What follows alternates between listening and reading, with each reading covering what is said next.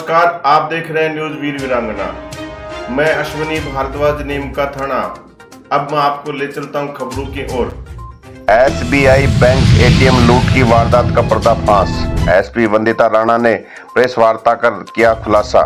3 अभियुक्तों को किया गिरफ्तार। वारदात में लूटी गई नकदी, प्रयुक्त वाहन व हथियार किए बरामद। अलग अलग राज्यों में एटीएम लूट की 50 से अधिक वारदातों को दे चुके हैं अंजाम। 10 करोड़ रुपयों की लूट चुके हैं नकदी। 1100 किमी तक 2150 सीसीटीवी फुटेज खंगाले।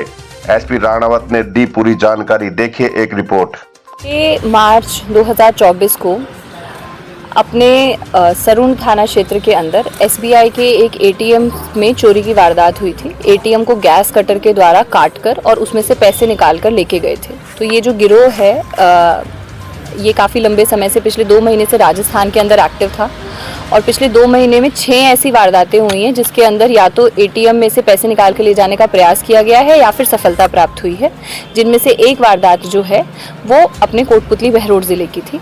इसके अंदर ज़िला पुलिस को इसमें सफलता मिली है और सफलता मिलने पर 3 अभियुक्तों को इसमें गिरफ्तार किया गया है, जिनमें से इनका जो सरगना है जिसका नाम इंद्रजीत है वो पंजाब का रहने वाला है।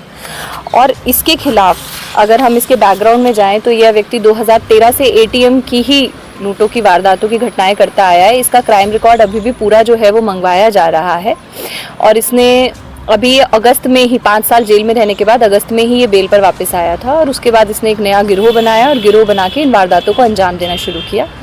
इसके लिए जो हमारी पूरी टीम थी, जिसके अंदर एडिशनल एसपी साहब, सीओ साहब के निर्देशन में एसएचओ प्रागपुरा, हमारी डीएसटी टीम, विशेष रूप से मैं मेंशन करना चाहूँगी हमारी क्यूआरटी के कांस्टेबल मनोज, जिनका बहुत विशेष योगदान रहा। उसके अलावा रूरल, इनफैक्ट हमने इसमें एक इंटर डिस्ट्रिक्ट कोऑर्डिनेशन का रेंज स्तर पर इफेक्टिव प्रयोग करते हुए रूरल एसपी साहब के साथ बात करके, जो वहाँ के डीएसटी इंचार्ज हैं, सब इंस्पेक्टर साहब, वो भी हमारी टीम का हिस्सा रहे और इसमें हमारी टीम ने कंटिन्यूस एफर्ट किया।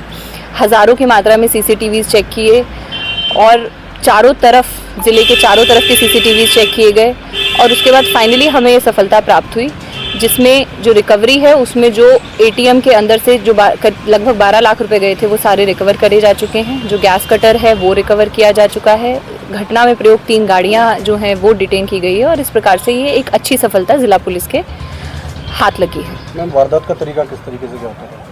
ये लोग पहले रेकी करते थे और इनका पर्टिकुलर तरीका ये भी था कि ये जो रेकी है ये पहले दूसरे दिन नहीं करते, ये लंबे समय पहले रेकी कर लेते हैं। रेकी करने के बाद ये उस जगह पर देखते हैं कि कब गार्ड है, कब गार्ड नहीं है या फिर गार्डेड है कि नहीं है, और रेकी करने के बाद फिर अकॉर्डिंगली ये डिसाइड करते थे। डिसाइड करने पर जैसे जो हमारी वारदात है जो यहाँ के एसबीआई बैंक में हुई है उसमें ये बात सामने आ रही है, करीब 2 महीने पहले ये रेकी करके गए। इन्होंने ये देखा कि 5 बजे गार्ड चला जाता है, उस हिसाब से इन्होंने अपना टाइम डिसाइड किया और 5 बजे के बाद वारदात को अंजाम दिया। मैम, जो अभी जो कैश कलेक्ट हुआ है इन 3 वारदातों में, तो क्योंकि आचार संहिता जारी है तो उन्होंने कहाँ खर्चा किया है, कितना कैश बरामद हुआ? जैसा कि मैंने कहा कि अपनी जो वारदात है जो यहाँ कोटपुतली बहरोड के 12 लाख रुपए, लगभग 14 लाख रुपए इनसे रिकवर हुए हैं और बाकी जो थोड़ा बहुत पैसा इन्होंने खर्च किया है वो कहाँ खर्च किया है वो अभी तफ्तीश का विषय है, अनुसंधान में स्पष्ट किया जाएगा। कितने आरोपियों की पहचान अभी हुई है, जैसे और पूछताछ में खुलासा हुआ? 3 लोगों को गिरफ्तार किया गया है, जिनमें एक तो ड्राइवर है, एक इनके सह अभियुक्त जो पूरी प्लानिंग में साथ था और इसके अलावा एक और अभियुक्त को नामजद किया गया है जो जोधपुर का रहने वाला है, जिसको गिरफ्तारी के प्रयास जारी हैं और उसको भी जल्दी गिरफ्तार कर लिया जाएगा। हम राजस्थान में एक के बाद एक एटीएम लूट की वारदातें सामने आ रही हैं। पुलिस अपना काम करती है, गिरफ्तार करके लाती है आरोपियों को, बरामद भी करती है राशि, लेकिन बैंक फिर भी इस ओर ध्यान नहीं देते हैं। सुरक्षा व्यवस्था को लेकर क्या कुछ पुलिस विभाग की तरफ से कुछ किया गया है बैंक को? ये समय समय पर बैंक्स के साथ मीटिंग भी ली जाती है, उनको पाबंद भी किया जाता है कि जैसे एटीएम जैसे संस्थान है इनके ऊपर सीसीटीवी तो खैर आजकल सब जगह ही लगे हुए होते हैं, इस वारदात में भी सीसीटीवी लगे हुए थे, तो इनकी एमओ में एक्चुअली ये भी हिस्सा था कि ये सीसीटीवी के ऊपर इन्होंने काले रंग का स्प्रे डाला और दूसरे सीसीटीवी का कनेक्शन काटा और उसके बाद वारदात को अंजाम दिया।